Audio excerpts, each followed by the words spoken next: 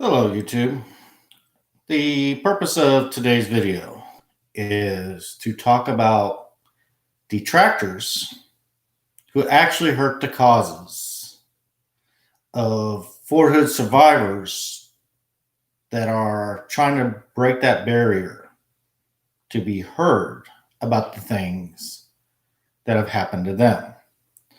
The reason why I'm doing this is because I just had one situation today. And when I talked to the person, they just really did not care.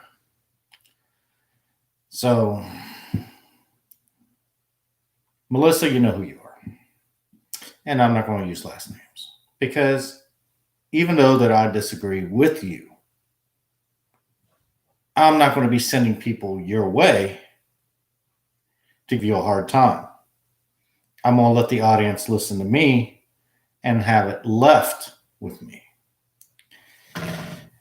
Like today's incident is there was a person named Melissa. She's going after another person who I also will not name. That has been talking to a lot of Fort Hood survivors that are in the Fort Hood area, doing interviews with lots of people. And he's not perfect. Met him, and he's not perfect. But it's the fact that he gives people a channel. He gives people a direction to gravitate towards, to be able to tell their stories about what happened to them while they were at Fort Hood. Because we all know when it comes to the media in the Central Texas area, a lot of editors, not the actual news reporting person, but editors have a tendency to turn down stories. And what I did is I was sitting there and I was on Messenger with her. And I'm not going to say which platform I was on when I was messaging her. Because like I said, this is for my audience, not for my audience to go after that person. I do have a little bit of integrity. And I'm using that. But one of the things I said was dealing with the initial messenger tool that I was using with her is I really don't appreciate you going after someone that is trying to make a difference for those that have been abused at Fort Hood. And I didn't use no attitude.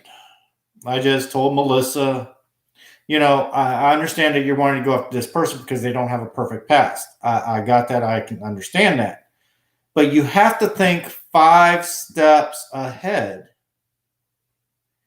and think about what the consequences are to all those Fort Hood survivors if you are successful in shutting this person down. Because if you shut that person down, then the stories stop. And then the media won't take any of the survivors seriously because you decided to rail on someone that doesn't have a perfect past. When you are not thinking 5 steps ahead and thinking about the consequences of the people that this person is trying to help, you're not a part of the solution. You're a part of the problem. You're not making a difference for the Fort Hood survivors. If anything, you're doing a great job in shutting down Fort Hood survivors and preventing them from being able to tell their stories. And I went back and forth with Melissa, and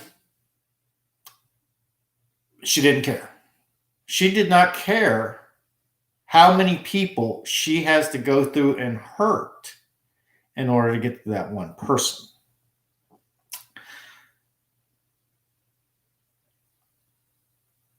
I find that very self-serving. Very self-serving. Because all you're doing is making it easier for abuses to be covered up. I got an idea. Instead of you going after the ones that you know don't have a perfect past and hurting those who have been abused, how about you go after Fort Hood? Won't you go after them for them creating all these situations for well over a decade? Why are you going to go after someone that's trying to make a difference? That's self-defeating. All it does is make Fort Hood survivors fall into a deeper form of depression. You're making it worse.